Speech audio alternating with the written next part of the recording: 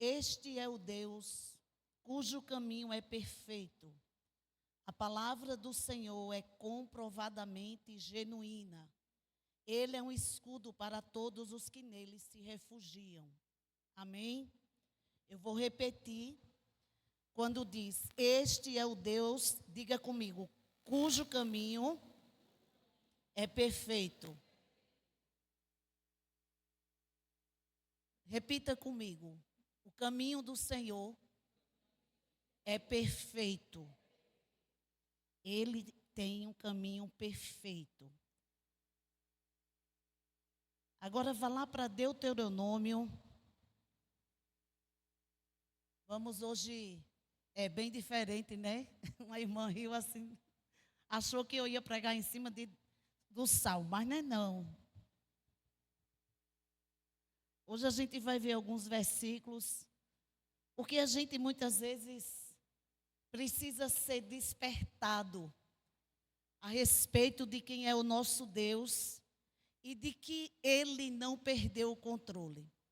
A gente muitas vezes coloca uma rota num GPS e o GPS bota um percurso tão estranho. Quando você conhece a rota, né, a gente muitas vezes aqui quer saber como está o trânsito lá para baixo, a gente bota aí, para livrar do trânsito, vá por aqui. Aí a gente já sabe que não dá certo. Mas e quando você não conhece o caminho? Aí o GPS tem posto muita gente em certas enrascadas, em caminhos que não são bons. Mas a gente acabou de ler que o caminho do Senhor é, diga para mim ouvir, o caminho do Senhor é perfeito. Perfeito, o caminho do Senhor é perfeito.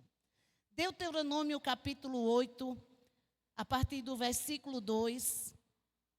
Aliás, versículo 1, nós vamos ler alguns versículos, diz assim: tenham o cuidado de obedecer a toda a lei que eu hoje ordeno a vocês, para que vocês vivam, multipliquem e tomem posse da terra, que o Senhor prometeu, com juramento aos seus antepassados. Eu vou ler direito, novamente esse versículo. Tenham o cuidado de obedecer a toda a lei que eu hoje ordeno a vocês, para que vocês vivam, multipliquem-se e tomem posse da terra que o Senhor prometeu, com juramento aos seus antepassados. Preste atenção agora. Lembrem-se de como o Senhor, o seu Deus, os conduziu por todo o caminho no deserto, durante estes 40 anos, para humilhá-los e pô-los à prova, a fim de conhecer suas intenções, se iriam obedecer aos seus mandamentos ou não. Assim ele os humilhou e os deixou passar fome, mas depois os sustentou com maná, que nem vocês nem os seus antepassados conheciam, para mostrar a vocês que nem só de pão viverá o homem, mas de toda a palavra que procede da boca do Senhor. Dá um pulinho aí e vai para o versículo 5. Saibam, pois, em seu coração, que assim como um homem disciplina o seu filho, da mesma forma o Senhor, o seu Deus, os disciplina. Amém? A gente acabou de ler no Salmo que o caminho de Deus é perfeito. Amém?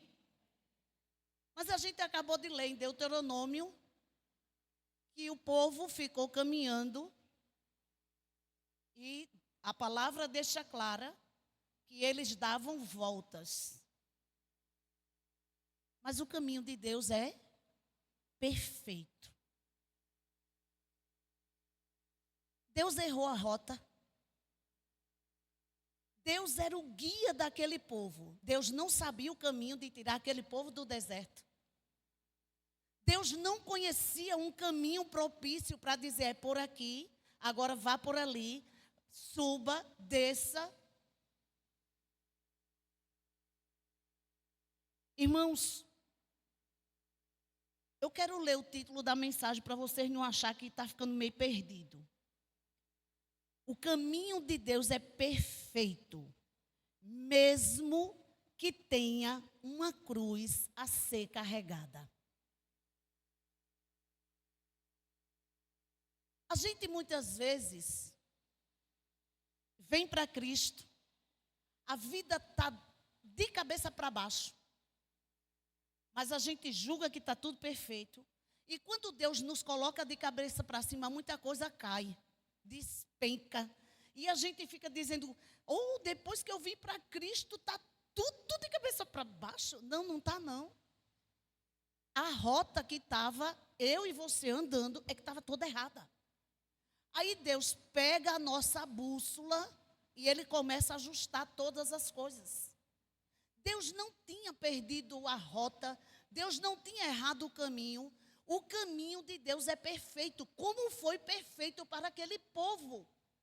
O problema é que é no caminho que Ele está sempre provando os nossos corações. É no caminho que Deus está sempre nos sondando. E diga-se de passagem que caminho não é só quando a gente está caminhando. Caminho é convivência, caminho é relacionamento. Caminho é o dia a dia, irmãos. E é nesse dia a dia, é nos relacionamentos, onde a gente vai ser provado. Onde Ele vai sondar o nosso santo coração, que muitas vezes a gente é tão bom para um e é quase o chifrudinho, né?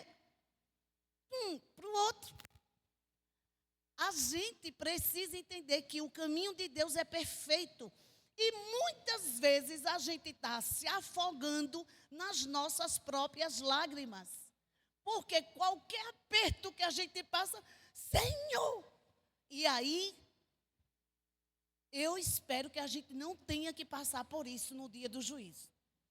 Porque você já pensou quantas vezes a gente já culpou o nosso inimigo de coisas que ele não tinha culpa? O livro de Jó está aí para nos mostrar. A culpa é disso, é disso, é disso, é disso. Aí Deus se apresenta e diz, sim, estou aqui.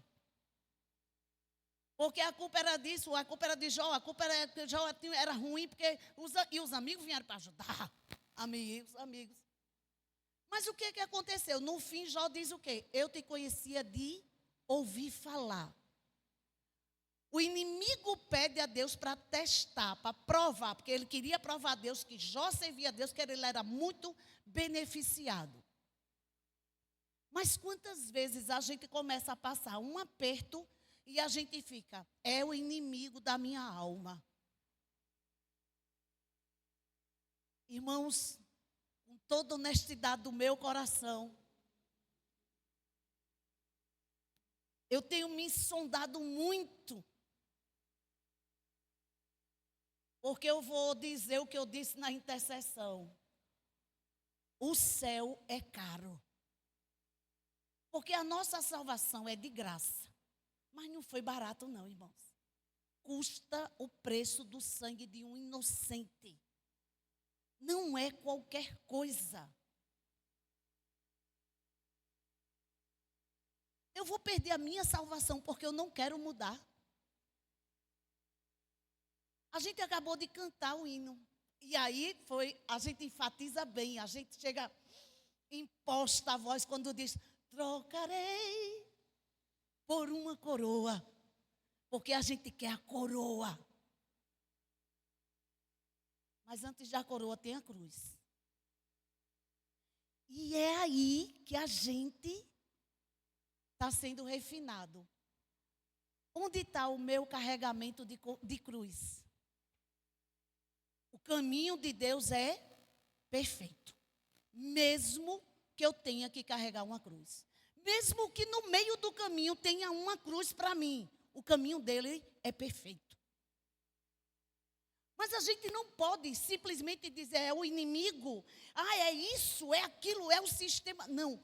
O que é que está dentro de mim que precisa ser mudado? Porque aquele povo rodou e rodou e rodou a mesma montanha. 40 anos. É muito tempo, irmãos. No meio de 10 espias, 2 prevaleceram com a visão correta. E o que é que a gente tem feito? A rota estava errada? A promessa existia. Porque o povo não estava ali assumindo a terra prometida ainda. Porque Deus estava testando o coração. Ai, não tem comida, tome maná. Ai, não tem água, tome água. Ai, eu já estou enjoado de maná, tome carne. E o povo só reclamava.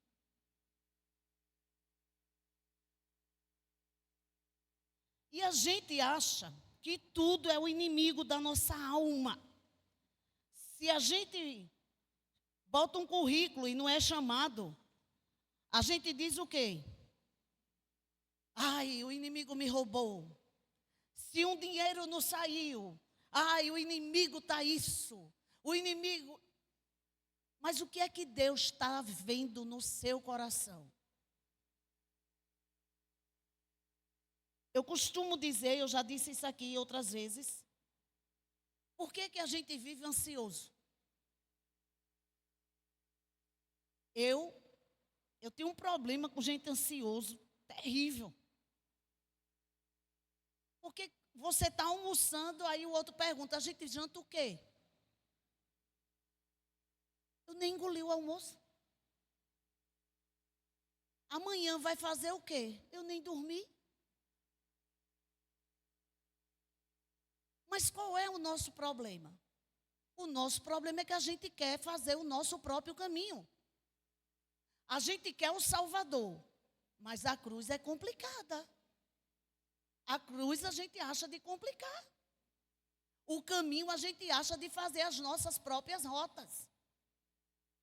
Abra a sua Bíblia em Isaías 53. Hoje a gente vai ver alguns versículos para a gente ser livre de algumas coisas.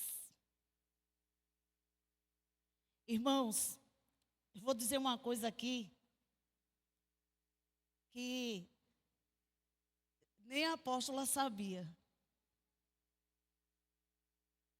Mas, quando a apóstola me perguntou se eu ministraria hoje, eu disse, sim, posso. Porque já vai quase um mês, quando o Senhor me deu essa palavra. E aí ela só foi somando. E aí hoje somou com aquele texto, Betânia. Quando eu botei Deus é fiel, foi justamente por isso. Eu vou repetir, não abra, deixa aí Isaías 53. Eu vou repetir o versículo 5 de Deuteronômio 8. Saibam, pois, em seu coração, que assim como um homem disciplina o seu filho, da mesma forma o Senhor, seu Deus, os disciplina. Amém? Isaías 53, versículo 10. Contudo, foi da vontade do Senhor esmagá-lo e fazê-lo sofrer. E embora o Senhor tenha feito da vida dele uma oferta pela culpa, ele verá sua prole e prolongará seus dias, e a vontade do Senhor prosperará em sua mão. Amém? O profeta está falando de quem? Do Senhor, está falando de Jesus. Como é que o ser santo, puro, que deixou a sua glória, veio como homem, e a Bíblia deixa claro, contudo foi da vontade de quem? Do Senhor. Foi da vontade do Senhor esmagá-lo. Abra sua Bíblia num texto que sempre que eu leio, boto a mão na minha cabeça e digo, Deus me salva. Hebreus, capítulo 5.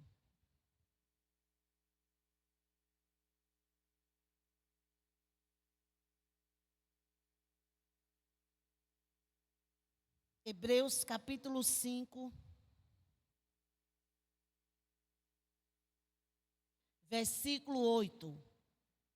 Embora sendo filho, ele aprendeu a obedecer por meio daquilo que sofreu. Olhe, se esse texto estivesse falando de mim, aí eu dizia, então eu ainda tenho que sofrer mais, para aprender a obedecer mais ainda. Se estivesse falando de qualquer um de vocês, eu ia dizer, precisa passar por mais aperto, porque ainda não está obedecendo direitinho, não. Mas falar isso de Jesus. Toda vez que eu leio esse texto, eu digo, Senhor, me salve. Porque eu não vejo Jesus com rebeldia. Eu não vejo Jesus com desobediência. Eu não vejo Jesus com mentira. Eu não vejo Jesus dizendo para Deus, vou não, a gente combinou, mas vou não cumprir. Olha, sinto muito, não vai dar certo não esse negócio. Não entra, não encaixa. Mas a Bíblia deixa claro. Mas eu quero ler aqui algo que eu escrevi. Na verdade, eu peguei de um texto e juntei com a minha. Aqui indica que Jesus, apesar de sua natureza divina, passou por um processo de aprendizado sobre a obediência. Aí eu botei entre aspas, desenhando para nós o caminho perfeito. Sabe aquela hora que a gente fala com o filho e o filho não entende e a gente pergunta, você quer que eu desenhe? Quer, meu filho? Para ver se você entende. É Jesus desenhando para a gente, olha, tem que obedecer, viu? É ele dizendo assim, deixa eu desenhar para vocês. E o desenho dele não foi desenhado, né? Ele foi o próprio desenho na cruz. Ele foi a própria imagem para mostrar que a obediência foi até o fim. Abra sua Bíblia em Filipenses, para a gente deixar bem ajustadinho. Filipenses, capítulo 2. E eu estou já chegando no canto que eu quero. Filipenses, capítulo 2, versículo 8. E sendo encontrada em forma humana, humilhou-se a si mesmo e foi obediente até a morte, e morte de... Humilhou-se a si mesmo. A grandeza do que Jesus realizou, suportando humanamente o sofrimento e a humilhação da morte de cruz por obediência ao Pai, mostra que ele confiou até o fim no caminho perfeito de Deus. Irmãos, confiança. Ou a gente confia no nosso Deus, ou a gente não confia. Não dá para ficar nessa balança, não é. Mas tem certeza? Muitas vezes não é isso que a gente fala com o Senhor. Tem certeza que tem que ser assim mesmo? Porque nós enfrentamos tantos dilemas com relação à cruz. Porque a cruz é lugar de morte. A cruz é o lugar do nosso esmagamento. E a gente não quer. A gente quer permanecer do jeito que está. Uma mudançazinha aqui, outra ali e tá bom. Contanto que não mexa muito. Mas que evangelho eu e você estamos vivendo? Porque tem que produzir na gente grandes transformações. Jesus chama um pescador e aí ele vem e ele nega o Senhor, mas depois ele faz o quê? Ele se torna pregador. Ele está pregando, ganhando vidas, e na hora da morte ele diz, não, me bota de cabeça para baixo, porque eu não posso morrer igual o meu Senhor. Por que é que a gente, nos dias de hoje, quer esse evangelho adocicado? Onde a gente quer que a cruz se encaixe na gente. Então, se você for bem magrinho, a sua cruz tem que ser bem levinha, porque você não está afim de ficar curvado. Se for fofinho, não, ela tem que ser mais rechonchuda para não quebrar quando eu subir, né? Mas se ela estiver muito pesada, o que é que eu faço? Alguém me humilhar? Não, não pode não. Por que você vai me humilhar? Eu sou pastora. Eu sou do louvor. Eu sou obreiro na casa do Senhor. Não posso ser humilhado. Mas a palavra que a gente leu diz: ele humilhou-se a si mesmo. E a gente não aguenta uma afronta, muitas vezes, de uma criança. A gente já fica olhando, o pai está por perto. E se não tiver, um apertinho assim no braço. Irmãos, preste atenção. Vocês têm mania de dizer que eu prego dando lapada. Quem leva a primeira lapada sou eu. Porque eu estou há quase um mês com essa palavra. A intercessão me ouviu, está com mais de 15 dias, né? Bem mais que foi na outra. Onde o Senhor me deu a palavra e eu venho gemendo. Então, quem passou o primeiro aperto? Fui eu. Mas você acha que a gente leva aperto por quê? Se a gente leu lá em Deuteronômio que Deus faz o quê? Ele disciplina. Ele quer que a gente aprenda o caminho. Irmãos, Deus tem promessa, mas não dá para... eu vou ganhar a minha promessa, eu quero a minha promessa, eu quero o meu milagre. Não, vamos cumprir a palavra. Tudo se torna mais fácil se a gente for para o princípio da palavra.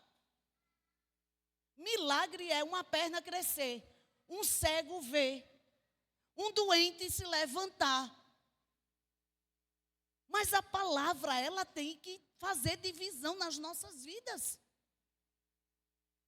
Que cruz a gente está carregando?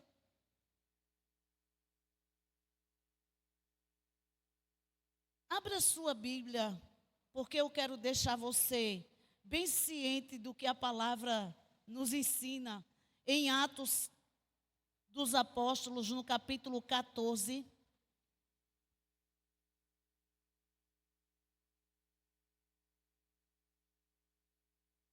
Porque agora a gente vai começar a aplicar tudo isso que a gente está falando até agora e a canção que a gente cantou na nossa vida. Atos 14, versículo 22. Aí fala do retorno para Antioquia e aí fala assim, versículo 22. Eu esqueci de dizer, eu estou lendo na NVI, viu? Fortalecendo os discípulos e encorajando-os a permanecer na fé, dizendo: é necessário que passemos por muitas tribulações para entrarmos no reino de Deus. Não dá um tilt naquele fiozinho que está um pouquinho descascado na cabeça?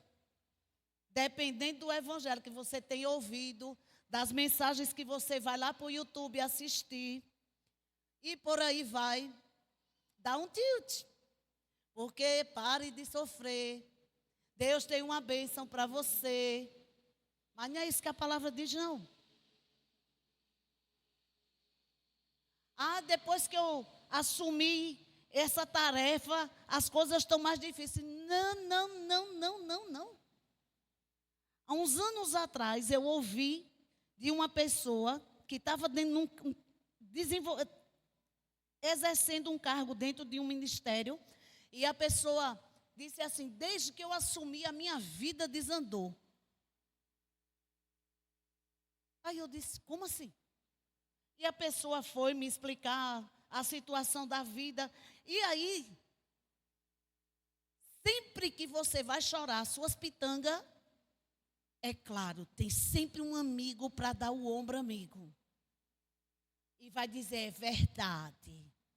E naquela hora, aquela irmã achou a amiga companheira e a amiga disse assim: isso é verdade. Eu sou testemunha que a vida dela estava muito bem. E depois tudo desandou. Aí eu disse: mas você tem certeza, né? Tenho. Os anos se passaram e ficou provado que não tinha nada a ver com a função.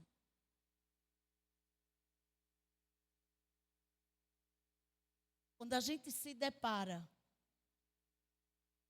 com os problemas, a questão é, as coisas começam a ficar difíceis, a gente é tendencioso a dizer que é o quê? A culpa é de fulano. Se eu vier para o culto abusado, a culpa é de quem, Adenilson?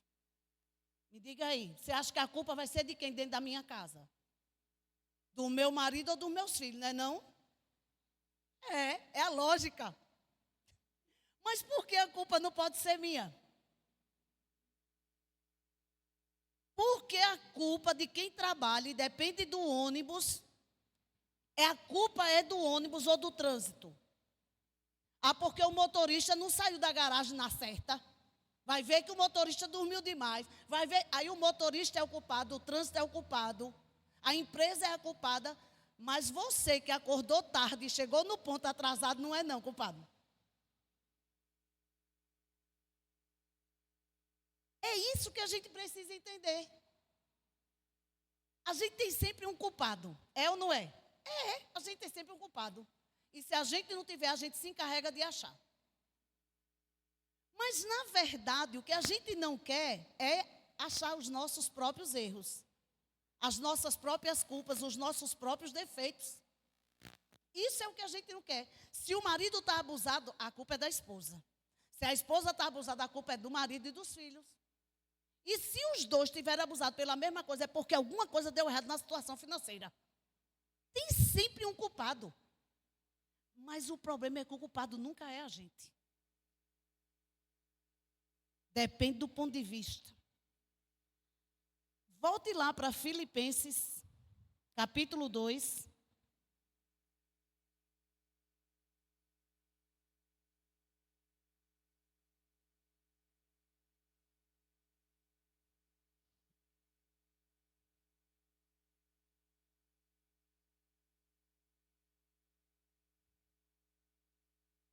Mas agora a gente vai ler outro versículo.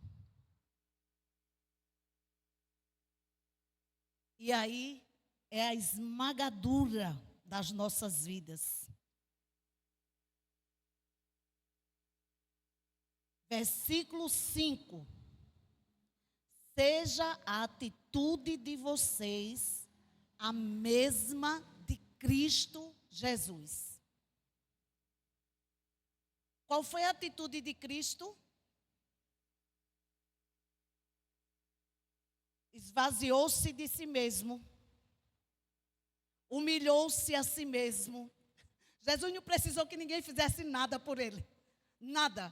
Ele não precisou, não, me esvazie, me humilhe. Não, ele mesmo já veio pronto. E nas horas mais difíceis, Jesus tinha um caminho. Ele corria para o Pai. Seja a atitude de vocês a mesma de Cristo Jesus. Os meus ajudantes, por favor, traga lá aquele instrumento maravilhoso.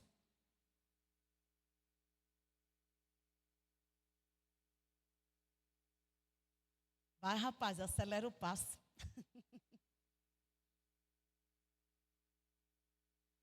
Enquanto meus ajudantes chegam, abra sua Bíblia em Lucas.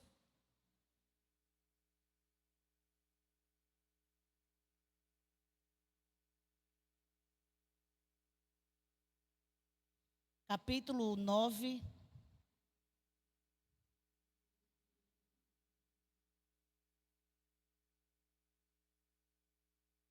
Pode trazer. Bota ela aqui em pé. Essa daqui, para ficar em pé, precisa de uma base. Pode botar mais para trás, viu?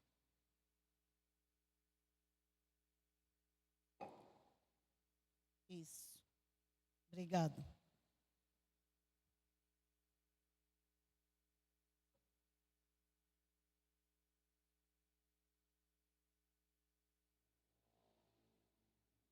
Tranquilo.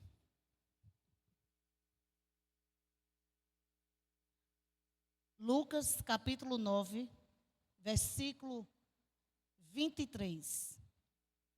Jesus dizia a todos: se alguém quiser acompanhar-me, negue-se a si mesmo. Tome diariamente a sua cruz e siga-me. É simples, né? É simples.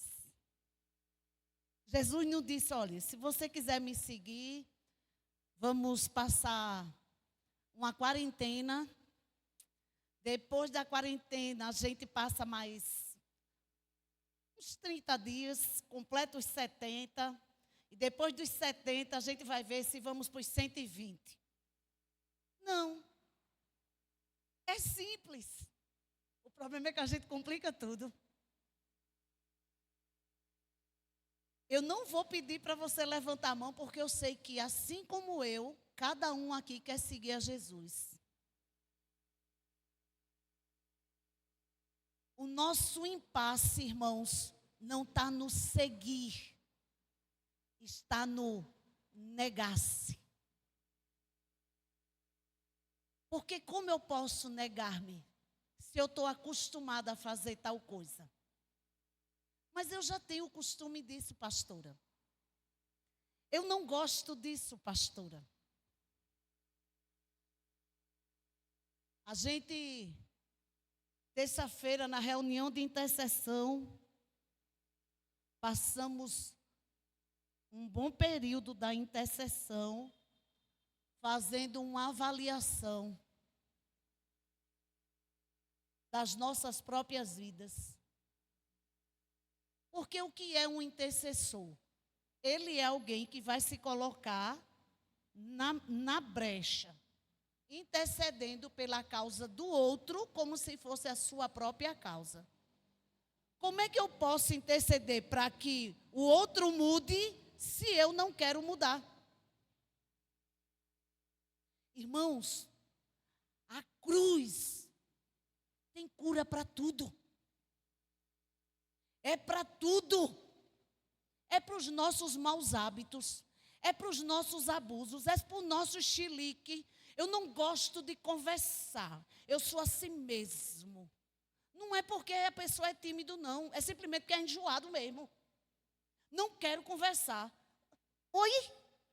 Mas você é de Cristo. Coisa fofa. Eu vou contar para vocês, porque eu já contei, mas eu repito, porque a repetição é a base do aprendizado.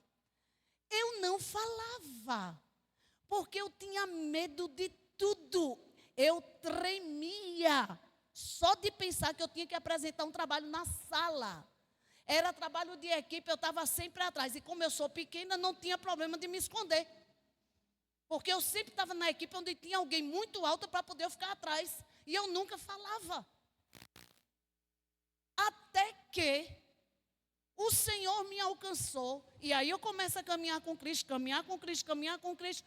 E o Senhor me botou num caminho perfeito.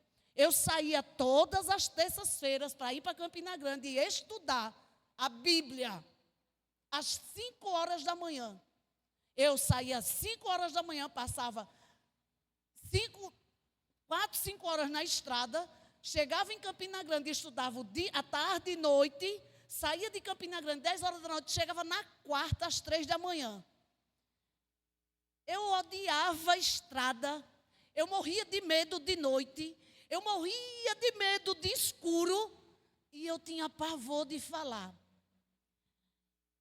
Eu tinha que sair sozinha, porque quem ia comigo era gente da igreja, então não era minha família, não tinha ninguém para me proteger. Aí Deus disse, vamos lá, pega a sua cruz e venha. Eu passava o dia tendo que comer qualquer comida. Os primeiros dias sofri demais, muitas enxaquecas. Depois fui sendo curada. Passava tarde e noite estudando, e aí eu comecei a ter que apresentar trabalho numa sala de crente, onde tinha em torno de uns 40 alunos. E eu tinha que falar, porque não era de equipe, era individual. E eu não tinha como fugir. Aí eu vivi perigo de assalto, perseguição de bandido, isso tudo a polícia e a gente dentro de uma van. Ladrão perseguindo a gente. E a gente está aqui, conta a história. Livre e liberta. Para a glória do nome de Jesus. Foi fácil para mim? Foi não, irmãos. Muitas vezes eu queria desistir. Quantas vezes eu ia dentro da van chorando. Mas eu chegava na sala de aula e a professora dizia: hoje, antes da gente ir para o assunto, todos de joelho, porque eu quero orar na cabeça de vocês. E chegava na minha cabeça, a oração era qual? Espírito do medo, saia dela. Parece brincadeira, né? Dizer que eu tinha medo, mas eu tinha, viu? E muito. Hoje, a cruz me serviu. Negue-se a si mesmo. Acabou-se. Para vocês é difícil, né, Nara? É difícil me enxergar com medo e com timidez. Mas a cruz me fez negar. O que você precisa negar de você mesmo?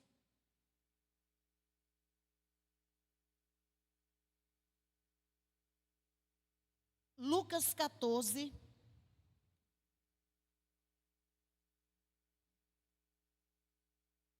A partir do versículo 27.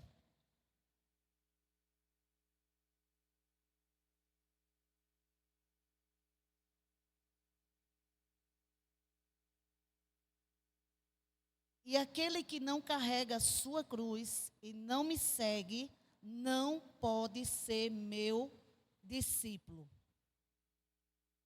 Qual de vocês, se quiser construir uma torre, primeiro não se assenta e calcula o preço para ver se tem dinheiro suficiente para completá-la? Pois se lançar o alicerce e não for capaz de terminá-la, todos os que a virem rirão dele, dizendo: este homem começou a construir e não foi capaz de terminar.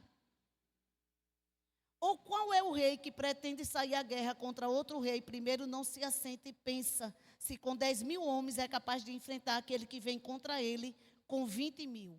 Se não for capaz, enviará uma delegação, enquanto o outro ainda está longe, e pedirá um acordo de paz. Da mesma forma, qualquer de vocês que não renunciar a tudo o que possui, não pode ser meu discípulo. Irmãos, isso é tão sério, tão sério, tão sério, que hoje eu fiquei pensando: o que é que eu tenho que renunciar? O que eu tenho que renunciar? A gente está vivendo dias onde a gente está andando aqui, vem alguém com um problema, a gente vira o rosto,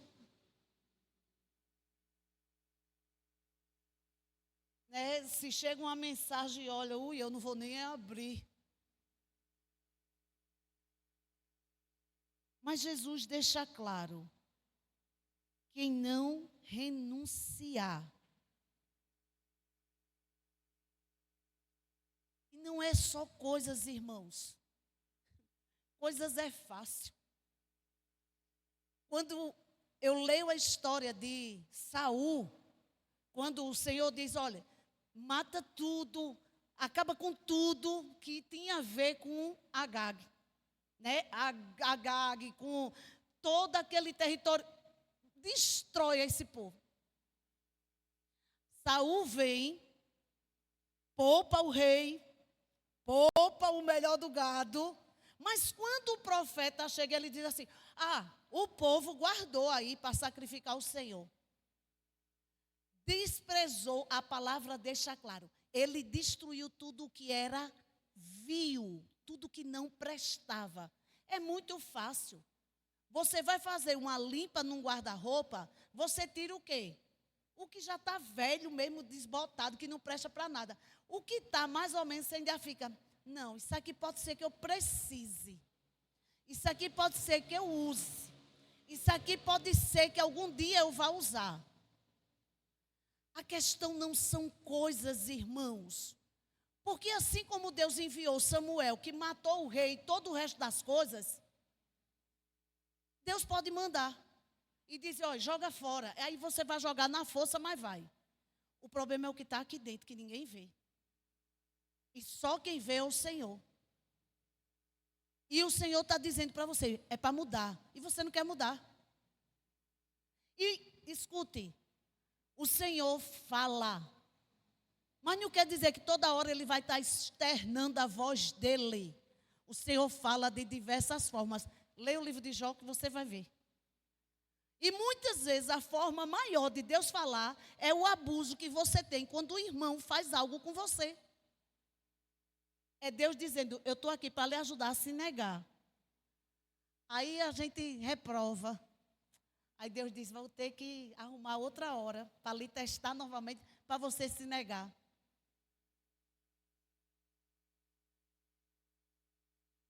É muito fácil a gente se afastar das pessoas, das situações que a gente não quer enfrentar. Mas não se preocupem, porque o caminho do Senhor é perfeito. E Ele vai ter sempre uma cruz no seu caminho, para lhe lembrar, eu ainda estou lhe chamando. Não adianta, irmãos. A gente não vai andar em cima de quê? De jumenta? Para ter o nosso pé imprensado na parede. E o anjo vê, a jumenta vê o anjo e a gente não conseguir ver. Porque a gente está resistindo ao Senhor, resistindo negar-se a si mesmo. O que está dentro de cada um de nós que a gente ainda não negou? Não, se for para os meus filhos, eu vou favorecer. Mas se for para o filho do outro, não vou favorecer. A minha casa que eu digo, meu marido e meus 2 filhos, tem um costume de dizer, aqui o negócio sempre é mais arrochado. Eu digo, se não arrochar aqui, como é que eu arrocho lá fora? Porque começa em mim. Eu abro mão de coisas que, irmãos, eu amo dormir à tarde. Tirar o meu soninho da beleza. Ficar lá só descansando. Mas toda terça-feira eu vinha para a intercessão de 2 horas da tarde. Meu Deus, que dias difíceis foram os primeiros. Eu chegava aqui, a irmã Damares dizia assim, olha o olhinho dela. Chega a estar bebinho de sono. E eu dizia, meu Deus, não é possível. Aí depois de um tempo, a Aline tem a ideia, vamos passar para mais tarde e a gente já fica para o estudo da noite. Eu disse, meu Deus, foi de Deus. Por que eu disse que foi de Deus? Porque eu ia voltar a dormir. Eu pensando em quê? No meu conforto. No meu descanso. Mas aí agora, todas as terças-feiras, surge algo inusitado. E eu não durmo. E nem fico aqui cochilando de noite. A gente pega direto tarde e noite. E eu estou linda, formosa. É negar-se a si mesmo. Não são coisas difíceis, irmãos. São coisas simples. Abra sua Bíblia.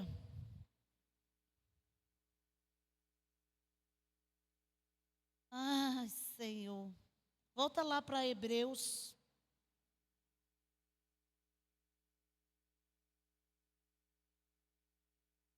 Capítulo 3.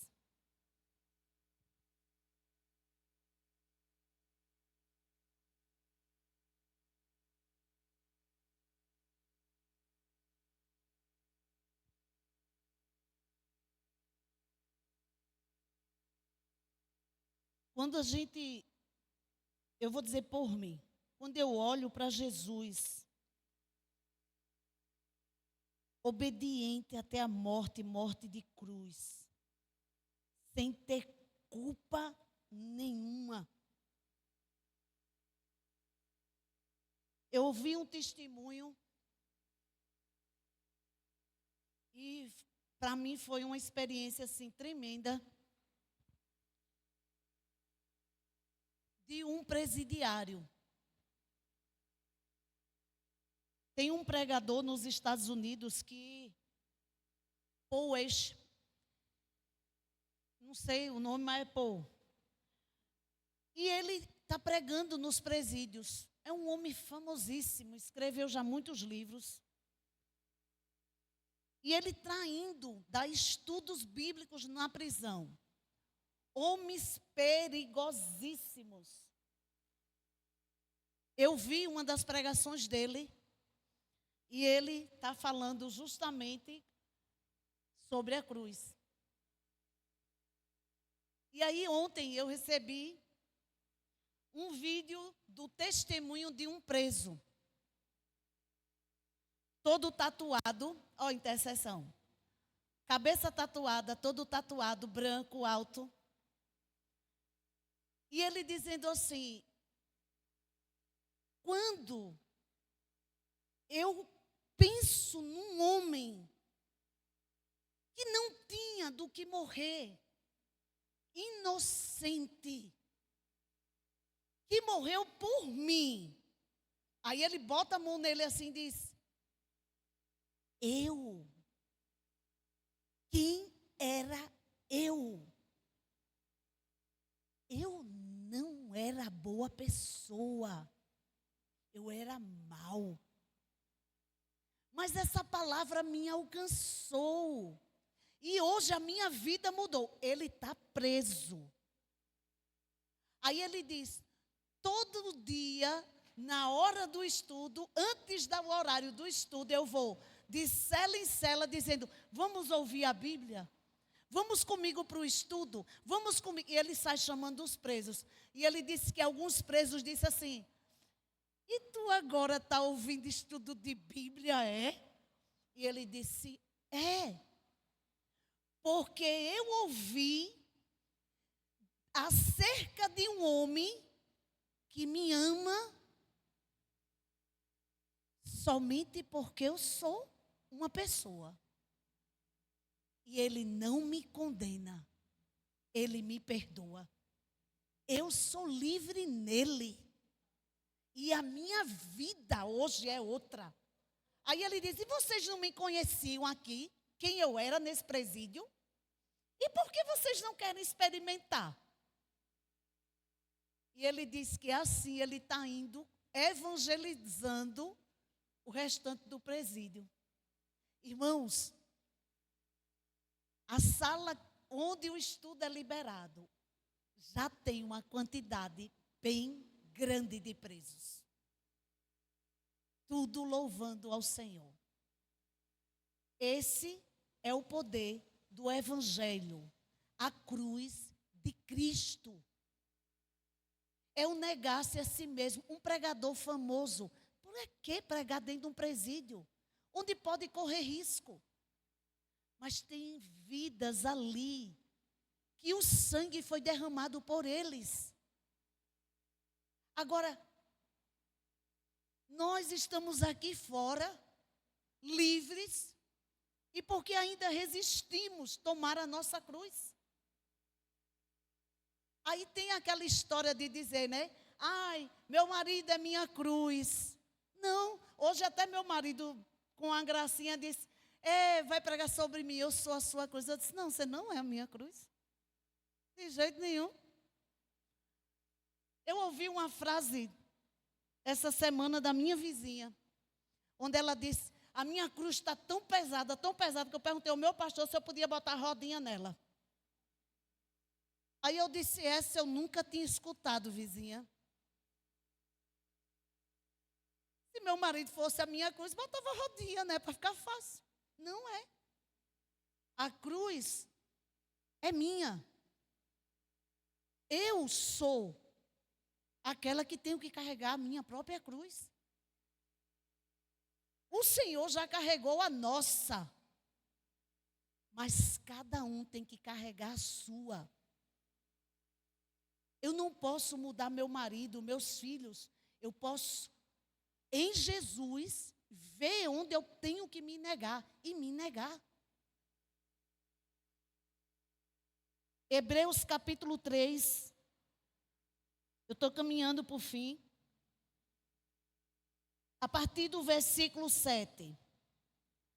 Assim como diz o Espírito Santo, hoje, se vocês ouvirem a sua voz, não endureçam o coração, como na rebelião durante o tempo da provação no deserto, onde os seus antepassados me tentaram, pondo-me à prova, apesar de durante 40 anos terem visto o que eu fiz.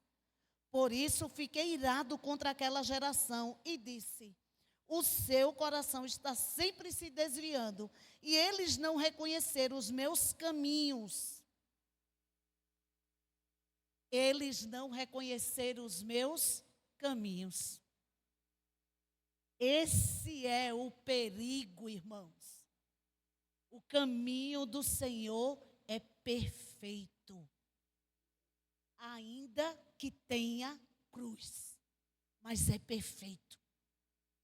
O problema é o nosso coração enganoso. Aí hoje a gente decide, aí canta o louvor, porque com certeza quando a gente cantar o louvor de novo, você vai cantar com mais vontade, com mais ânimo. Aí amanhã, ou daqui a pouco, quando terminar o culto e a gente estiver ali em comunhão, e o irmão lhe abraçar e lhe beijar, e você se aborrecer, como é que você vai reagir? Se na hora que o irmão disser, paga-las para mim, você achar que ele está falando sério, você se aborrecer, como é que você faz? Se você pedir carona e o irmão disser que hoje não pode lhe dar a carona, como é que você reage? Irmãos, a gente quer espiritualizar demais as nossas mudanças. Vamos descer e olhar para dentro de nós. A cruz é poderosa para nos transformar. Lucas capítulo, agora bora rodar bastante aí. Não vou ler Lucas não, que a gente já leu. Eu quero ler aqui o que eu coloquei. Render-se ao Senhor é sempre o melhor caminho.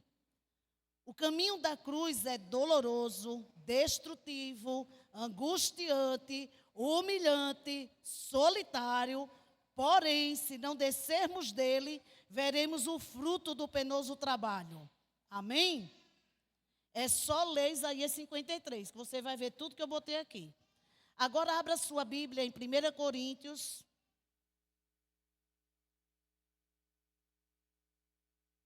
Capítulo 1. E eu quero só ler agora sobre a cruz.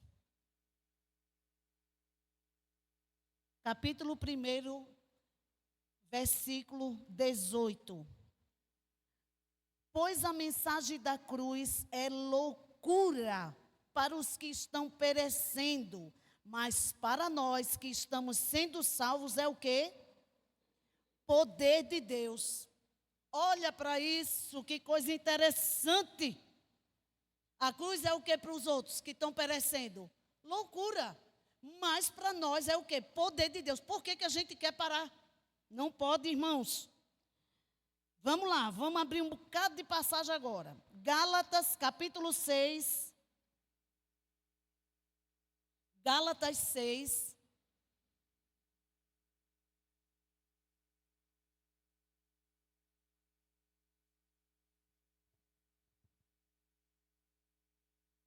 Versículo 14. Quanto a mim, que eu jamais me glorie, a não ser na cruz de nosso Senhor Jesus Cristo, por meio da qual o mundo foi crucificado para mim e eu para o mundo. Está vendo como é fácil crucificar o mundo? É só se gloriar na cruz. É se agarrar em Jesus, não tem como. Efésios capítulo 2.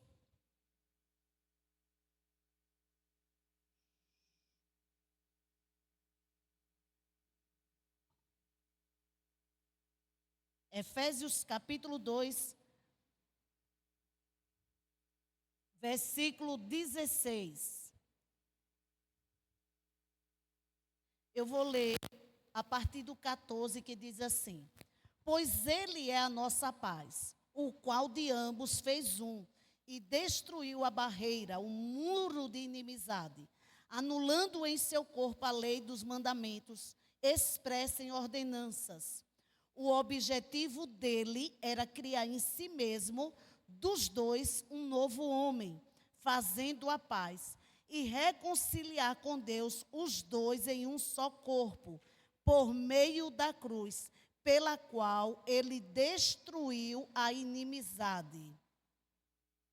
Aí a gente quer reconciliação com os inimigos, né? É tão fácil, é carregar a cruz. Foi na cruz que Jesus fez o quê? Destruiu, aqui eu vou ler, destruiu a inimizade. Fácil assim. Filipenses, capítulo 3.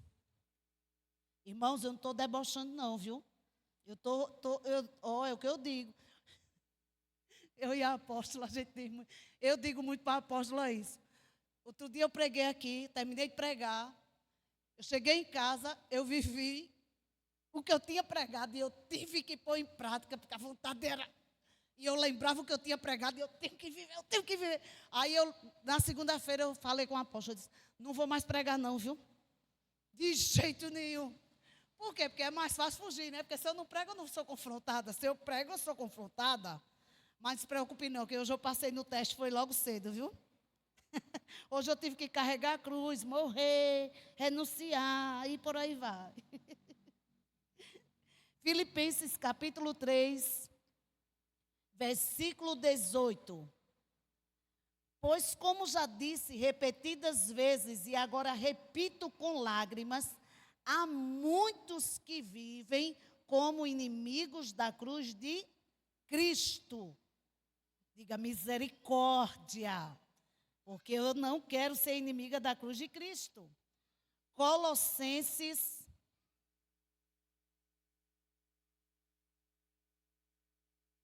capítulo 2. Colossenses 2, a partir do versículo 13. Quando vocês estavam mortos em pecados e na incircuncisão da sua carne, Deus os vivificou com Cristo. Ele nos perdoou todas as transgressões e cancelou a escrita de dívida que consistia em ordenanças e que nos era contrária. Ele a removeu, pregando-a na cruz, e tendo despojado os poderes e as autoridades, fez deles um espetáculo público, triunfando sobre eles na cruz. Aleluia! Eu quero ler mais um versículo, porque eu quero deixar aí marcado Colossenses. Mas eu quero ler aqui Hebreus capítulo 12.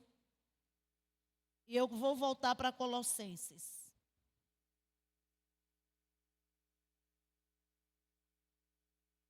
Hebreus capítulo 12, versículo 2, diz assim a palavra do Senhor: Tendo os olhos fitos em Jesus, autor e consumador da nossa fé, ele, pela alegria que lhe fora proposta, suportou a cruz, desprezando a vergonha, e assentou-se à direita do trono de Deus. Aleluia! Para ter a coroa, para trocar pela cruz, você tem que fazer assim, feito Jesus. Suportar a cruz, desprezando a vergonha. Eu quero voltar aqui para Colossenses, porque aí a gente conclui o seguinte: o caminho do Senhor é perfeito, ainda que tenha uma cruz. A Bíblia não diz que Jesus triunfou de todos os poderes depois que ressuscitou. A Bíblia deixa claro, triunfando sobre eles na cruz. Na cruz, Jesus venceu. Não foi quando ressuscitou. Quando ressuscitou, já estava tudo resolvido, irmãos. A questão era a cruz. E ele triunfou. Aí a gente quer libertação, a gente quer restauração de casamento, a gente quer conserto financeiro, a gente quer ordem na nação, a gente quer tanta coisa. E tudo se resume em triunfar e expor publicamente todos os poderes da maldade com uma única condição: negar-se a si mesmo e tomar a cruz. É porque a gente acha que para vencer o inimigo que está atacando a nossa casa, a nossa família, a gente precisa jejuar, orar bastante, orar mais um pouco, fazer vigília, se consagrar, fazer os votos. E o principal a gente não faz, negar-se a si mesmo. Porque muitas vezes uma batalha espiritual ou a libertação de outra pessoa só acontece quando você negar-se a si mesmo. Mas a gente quer a libertação, a restauração da nossa casa. O problema é que eu tenho que morrer. A gente lê Isaías 53 e aí a gente vê o quê? Todo o sofrimento de Jesus. Rejeitado, humilhado, desprezado, sem beleza, sem formosura. Mas o fim do capítulo termina como? Ele verá o fruto do seu penoso trabalho e ficará o quê? Satisfeito. Irmãos, os discípulos, quando a cidade não quis ouvir, disse o quê? Quer que a gente ore para cair fogo do céu? João, eu acho que era feito eu. Quando eu estou abusada, eu não oro, porque eu sei que eu sou um perigo. Vai que eu mande cair fogo. Então eu me esquivo de orar. O discípulo tinha a convicção de que se orasse, o fogo caía e queimava todo aquele povo. Mas Jesus não fez nada disso. O que é que ele faz? Ele sabe que ele ia jantar com o traidor dele. E ele faz o quê? Se abaixa e lava os pés. Que Senhor é esse que nós temos? Que mestre exemplar e que Salvador extraordinário. Mas a questão é, que hora que eu vou pegar a minha cruz e carregar, sem colocar rodinha?